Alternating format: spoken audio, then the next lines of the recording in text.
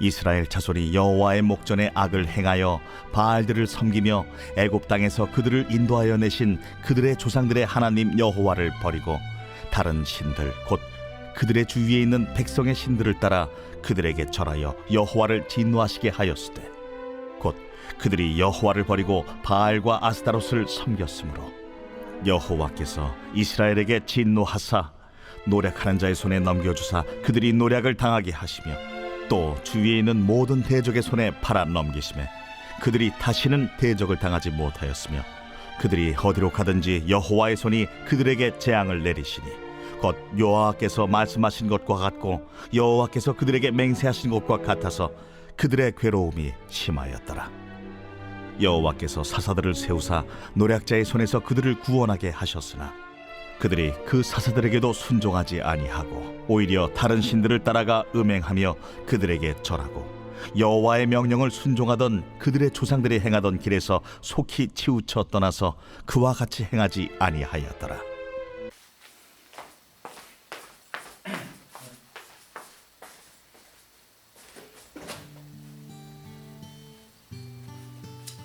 성도 여러분 안녕하세요. 오늘 하루도 주님의 은혜가 저와 여러분들의 삶 위에 가득하기를 주님의 이름으로 축원드립니다. 오늘 또 특별하게 이제 우리가 여호수아서까지 지나고 이제 사사기 책으로 들어가게 됩니다. 역사서에서는 두 번째 책이죠. 모세오경이 있은 후에 이제 역사서 12권이 시작되는데 그 중에 두 번째 역사서가 바로 사사기입니다.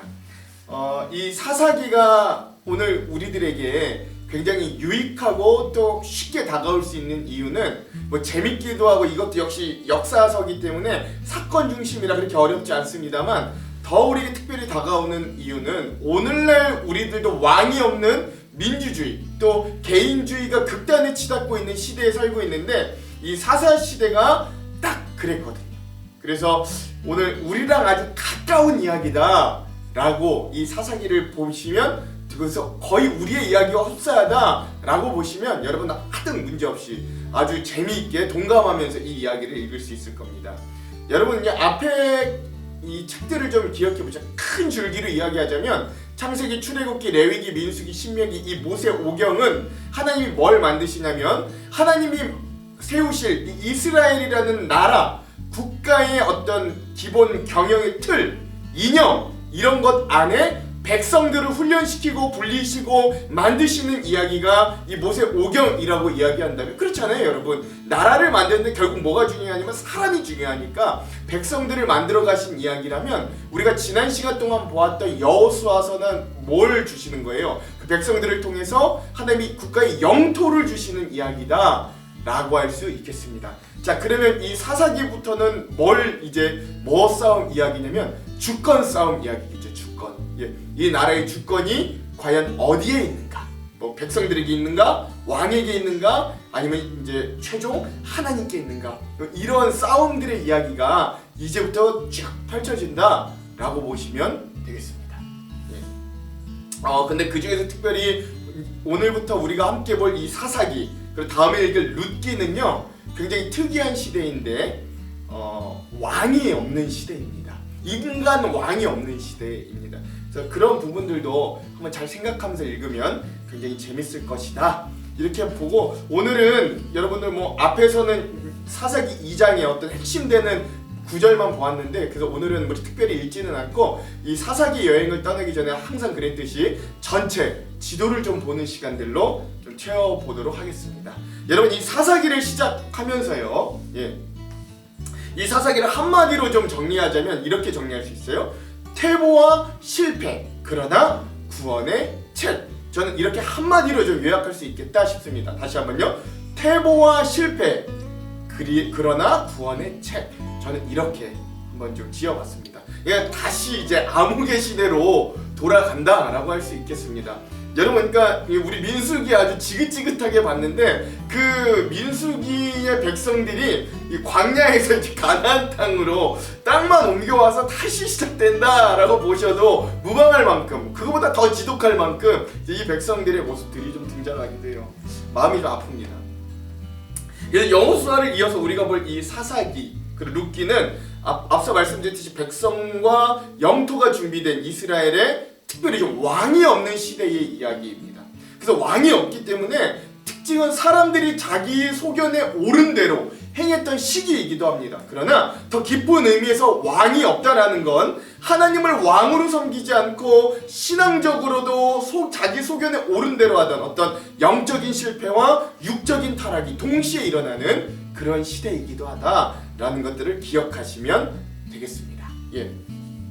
그럼 이 사사기라는 이름을 좀 한번 살펴볼 필요가 있는데요. 먼저 이 사사라는 것이 무슨 뜻이냐면 재판관들 또는 통치자들 또는 최고 지도자들, 뭐 지금 우리나라로 치면 뭐 대통령 뭐 이런 뜻이 사사라고 보시면 되겠습니다. 근데 이게 어떤 뭐 여호수아처럼 뭐 그냥 어떤 종교적이고 뭐 이런 게 강한 게 아니라 특별히 정치, 경제, 특별히 군사 여기가 가장 크고요. 그 다음에 이제 또 종교, 신앙적인 이런 아주 다방면의 어떤 최고 지도자들이다. 그러니까 사실 왕으로 세워지진 않았지만 거의 왕의 역할과 비슷하긴 했다. 그러나 공식적으로 왕은 아니었다라는 걸 좀 기억하시면 됩니다.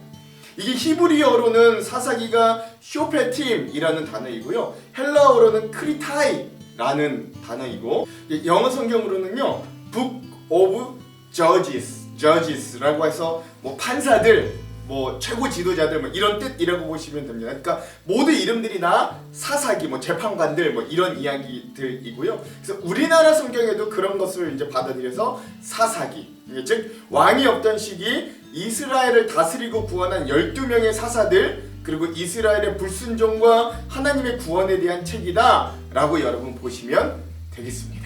자, 그러면 사사기의 개요를 한번 좀 볼게요. 자, 첫 번째 저자는요. 원래 전통적으로는 좀 사무엘 선지자가 쓴 걸로 추정은 되었으나 요즘은 미상이다. 이 저자를 찾아내기가 좀 어렵다라고 보는 것들이 좀 대부분의 큰 흐름들입니다. 그래서 전통적으로는 사무엘이 지었다고 하지만 사실 좀 엄밀히 정확히 따지고 보면 미상, 어렵다. 저자를 찾기가 어렵다. 이것이 지금 요즘 또 학계의 이야기들입니다. 자, 두 번째 기록 연대는 이것 또한 원래는 이제 길게 보면 뭐 1414세 BC 14세기에서부터 11세기까지 뭐 이렇게 보통 보기도 하고요. 근데 이제 보통 그래도 좀 전통적으로는 1050년에서 1000년경 정도 뭐 이렇게 또 보기도 합니다. BC 주전이요. 자, 그러면 이제 주제를 한번 보겠습니다. 이것 또한 4가지 정도 주제를 크게 볼 수 있는데, 자, 첫 번째 주제는 무엇이냐면 이 여호수아 시대를 이어서 이제는 완벽히 이방 민족을 좀 몰아냈어야 되는데 완벽히 이방 민족을 몰아내지 못했어요. 즉 순종에 실패한 것이 첫 번째 주제입니다. 이것들이 불행의 씨앗 그리고 씁쓸한 열매로 그래서 결국 불순종, 불경한 신앙, 혼돈과 마찰의 시대가 도래하게 됨을 또 보게 되고요. 또한 여호수아서 이대로 기대됐던 그 삶의 모습과는 완전히 벗어나는 어떤 백성의 모습으로 다시 역행하는 것도 볼 수 있겠습니다. 자, 두 번째 주제는 그래서 이 사사기 하면 떠오르는 게 이 악순환의 고리입니다. 이 반복되는 실패인데 이 5가지의 고리가 계속해서 반복됩니다. 첫 번째 뭐냐면 백성이 범죄하고 우상 숭배해서 타락합니다. 그럼 두 번째 하나님이 그런 민족을 이방 민족을 들어서 심판하셔요. 그러면 세 번째 백성들이 고통당해서 부르짖고 간구하고 하나님을 찾습니다. 그러면 하나님이 그 부르짖음을 들으시고 네 번째 사사를 들어서 이 백성을 구원하십니다. 여기까지 되면 좋은데 근데 마지막 5번째가 뭐냐면 평화의 시대가 오다 보니까 이 백성이 그걸 망각하고 다시 범죄에 저지르는 계속해서 이게 7번이나 반복되는 그런 모습이 사사기다라고 할 수 있겠습니다. 이거 중요합니다. 이거 잘 기억하십시오.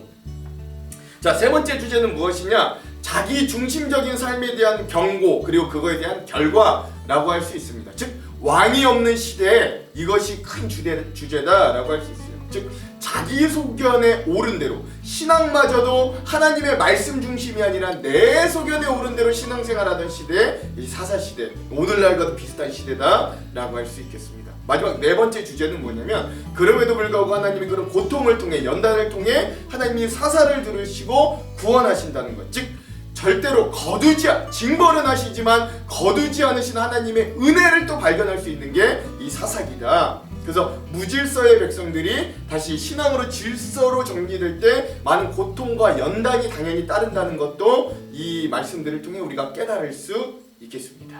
자, 네 번째 주요 장소는 가나안 땅인데 어떤 가나안 땅이냐면 완벽히 정복하지 못한 미완성의 가나안 땅이다 라고 할 수 있겠습니다. 예. 이게 참 큰 의미입니다. 미완성에 정복된 가나안 땅. 그래서 거기서부터 불행의 씨앗이 막 올라오기 시작하는 가나안 땅이 이 배경이 되는 거예요. 땅이 주어졌는데도 참 비극이죠. 자, 다섯 번째 이제 구조를 한번 살펴보겠습니다. 이 사사기의 구조는 세 가지 큰 구조로 볼 수 있겠다라고 할 수 있는데요. 1장에서부터 3장 초반절까지, 3장 6절까지는 뭘 이야기하냐면 이 악순환이 어떻게 시작됐는가, 악순환의 원인이 나옵니다. 즉 이 가나안 땅을 완전히 정복하는 데 실패하고 또 우상을 섬기기 시작해서 하나님의 심판을 받는 모습을 처음으로 보여주는 게 사사기 1장 1절에서부터 3장 6절까지입니다. 즉 정복 전쟁을 계속해서 하긴 하는데 완벽한 정복 전쟁이 실패해요. 즉 하나님의 명령을 완전히 순종하는데 실패하는 모습을 보여줍니다. 그래서 하나님의 사자가 와서 이 백성들을 막 꾸짖는 모습이 등장하고요. 결국 또 여호수아가 죽는 것이 다시 한번 반복해서 나오고, 그러니까 지도자를 잃어버렸다, 뭐 이런 게 크고요. 그 다음에 우상 숭배가 시작되는, 하나님이 그렇게 경계하셨던 우상 숭배가 결국 시작되는, 그래서 신앙을 지키는데도 실패하는 모습을 이 첫 번째 구조에서 볼 수 있습니다. 그 다음 두 번째 구조가 가장 길기도 하고 이 책의 제목과 같이 사사들의 어떤 역사가 드디어 등장하는 게 3장 7절에서부터 16장 31절까지를 볼 수 있는데요. 근데 여기도 이제 뭐냐면 악순환의 반복, 즉 반복되는 타락과 구원, 이런 파트라고 볼 수 있습니다. 이제 사사시대라고 이야기하지 않아요. 물론 사사들이 역사하고 사사들이 주된 주인공들이지만, 그러나 더 큰 의미에서 이 구조를 보자면 반복되는 타락과 하나님의 구원, 반복되는 악순환, 뭐 이렇게 보시는 게 나을 겁니다. 그래서 12명 사사의 통치 시대가 바로 이 중간 두 번째 구조다. 근데 가장 길고 많은 부분이다 라고 보시면 되겠습니다. 그리고 나서 마지막 세 번째 파트는 어디냐면 17장 1절에서부터 21장 마지막까지인데, 이런 타락으로 인해서 민족이 막 분열되고 또 그 민족들이 우상 숭배로 어떻게 타락되는가, 악순환 동안에 어떻게 이들이 부패하는가, 이런 것들도 좀 볼 수 있습니다. 그래서 에브라임 사람 미가라는 사람이 우상을 만들고 그 우상을 만든 신상을 또 막 단지파가 어떻게, 이런 이야기들이 등장하기도 하고요. 또 레위인의 첩, 이 사건으로 막 이게 막 지파가 섞이고 이러면 안 되는데 그것도 첩이 막 그런 어떤 성적인 타락, 또 사람들이 어떤 도덕적 타락으로 인해서 베냐민 지파가 전 이스라엘을 향해서 막 전쟁을 하게 되고 거의 멸족 수준에 이르게 되는, 뭐 이런 동족 상잔의 내전, 전쟁까지도 일어나는 것들로 이 사사기가 마무리된다. 그리고 이 마지막 21장 25절은 그 당시 왕이 없었으므로 사람들이 자기 소견에 옳은 대로 행하였더라 라면서 사사기가 끝난다는 것, 여러분 이것도 기억하시면 되겠습니다. 이 세 구조 기억하시면 될 것 같습니다. 자, 원래 제가 보통은 이렇게 하면 주요 10가지 사건들을 좀 이야기하는데요. 아무래도 이게 사사기다 보니까 오늘은 뭐 이렇게 10가지 사건보다는 12명의 사사들에 대해서 좀 표로 함께 보고 설명하고 그리고 좀 마무리하려고 합니다.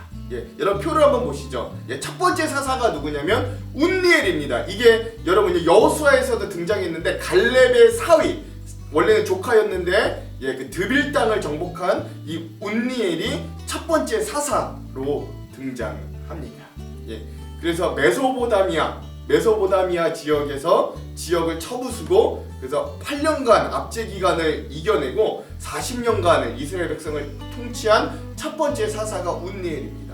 두 번째는 에훗이고요. 여기 모압에 또 지배를 받았는데 18년 동안 지배를 받았다가 이 에훗이 또 사사로 일어나서 승리하고 한 80년 동안 이스라엘을 다스렸던 사사가 에훗입니다. 그 다음에 삼갈은 블레셋 사람을 600명을 나귀병 그걸로 쳐 죽인 그런 사람으로 또 유명하기도 하고요. 400명인가 그렇습니다. 그 다음에 네 번째 사사는 두 명이 같이 나오는데 여자 사사인 드보라와 또 바락, 이 두 사람이 또 등장하게 돼서 가나안에 20년 동안 압제당하다가 또 이들이 사사로 일어나서 이스라엘이 구원을 주고 한 40년 동안을 다스리는 모습을 볼 수 있고요. 5번째 사사는 기드온, 여러분 잘 아시죠? 기드온과 300용사라고 했을 때 그 기드온, 그래서 미디안 족속에 한 7년 동안 압제당하고 있을 때 이 기드온이 일어나서 300명을 데리고 10만의 미디안을 쳐부순 이야기들. 그래서 그게 한 또한 40년인데 또 비극은 결국 그 아들 아비멜렉이 아버지 기드온의 그런 후광을 받아서 막 왕이 되려고, 스스로 왕이 되려고 하다가 또한 실패하고 이런 모습도 등장한다는 것도 기억하십시오. 6번째 사사는 둘라, 23년간 그냥 통치했고요. 7번째 사사는 야일, 이 사람도 22년, 짧게 나오고 뭐 이렇게 행적이 이렇게 나오지 않습니다. 그 다음에 8번째 사사가 입다인데요. 이 입다는 또 특이하게도 기생의 아들입니다.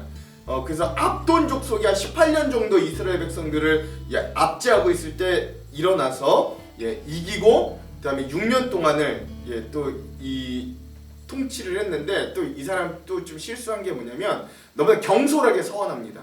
하나님이 이 압돈을 이기게 해주시고 돌아올 때 나를 처음 만난 사람을 하나님께 드리겠다는데 자기 딸이 처음으로 나와서 자기 딸을 또 하나님께 죽여서 드리는, 하나님 인신제사 이런 거 너무 싫어하시는데 결국 또 그런 모습을 행하는 사람이 입다 사사입니다.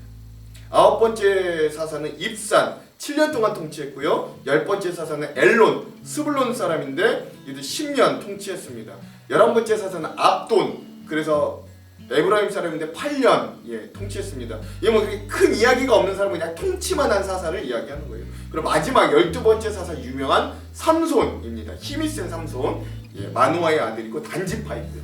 그래서 블레셋에 40년 동안 지배를 받다가 이 삼손을 통해서 또 구원을 얻게 되는 뭐 그런 모습들도 볼 수 있습니다. 뭐 이 자세한 거 말씀 안 드리고 우리가 함께 말씀을 읽어가면 또 여러분 잘 재미있게 이 사사기를 읽으실 수 있을 겁니다. 자, 오늘 이렇게 좀 마무리하고요. 여러분 기대하면서 내일 사사기를 함께 좀 즐겁게 읽었으면 좋겠습니다. 자, 그럼 제가 기도할게요. 하나님, 오늘 우리가 사사기 여행을 떠나기 전에 전체 지도를 보고 또 준비하는 시간을 갖습니다.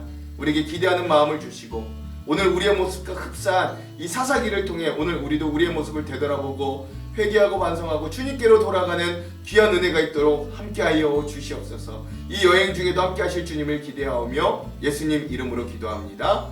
아멘. 오늘은 마커스 워십의 주는 완전합니다. 이 찬양을 듣고 오늘 영상을 마무리하도록 하겠습니다. 그럼 사랑하는 성도 여러분, 말씀으로 승리하십시오. 사랑하고 축복합니다.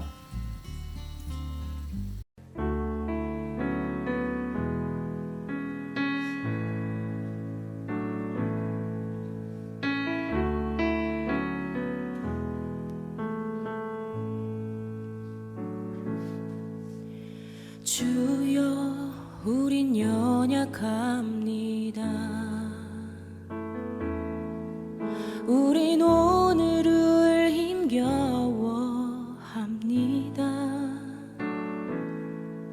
주 뜻 이루며 살기에 부족합니다. 우린 연약합니다. 주여, 우린 넘어집니다.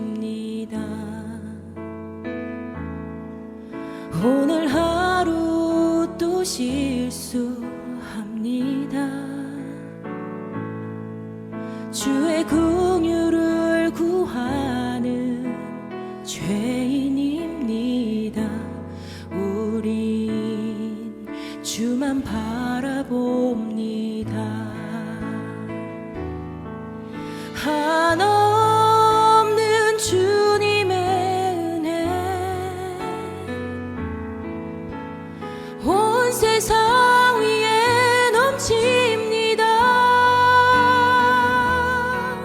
가릴 수 없는 주 영광 온 땅 위에 충만합니다. 주님만이 길이오니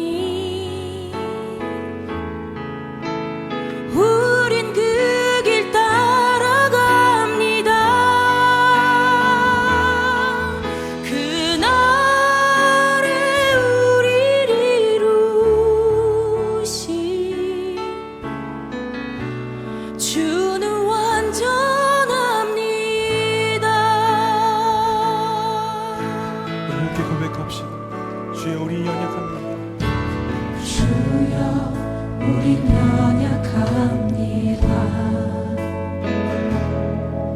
우린 오늘을 힘겨워합니다. 주 뜻 이루며 살기에 부족합니다. 우린 연약합니다. 주여 우린 넘어집니다. 주여 우린 넘어집니다. 오늘 하루 또 실수합니다. 주의 긍휼을 구하는 죄인입니다. 우리 주만 바라봅니다. 한없는 주님의 은혜 온 세상 위에 넘칩니다. 가릴 수 없는 주여 온 땅 위에 충만합니다. 주님만이 길이 오니 우린 그 길 따라갑니다. 그날에 우리 이루신 우리의 모든 어둠을 덮으시는 주님의 은혜 한없는 주님의 은혜 우리를 붙드셨습니다. 온 세상 위에 넘칩니다. 가릴 수 없는 주여 온 땅 위에 충만합니다. 주님만이 길이 오니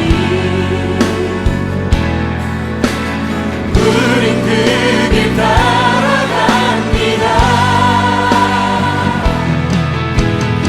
그날에 우리 이루신 주는 완전합니다. 우리는 실패합니다. 연약합니다. 그러나 우리를 인도하셔서 주님의 뜻을 따르며 우리의 삶이 주님의 흔적이 새겨지도록 우리를 인도하심을 믿습니다. 우리 주님 앞에 나아가며 기도합시다.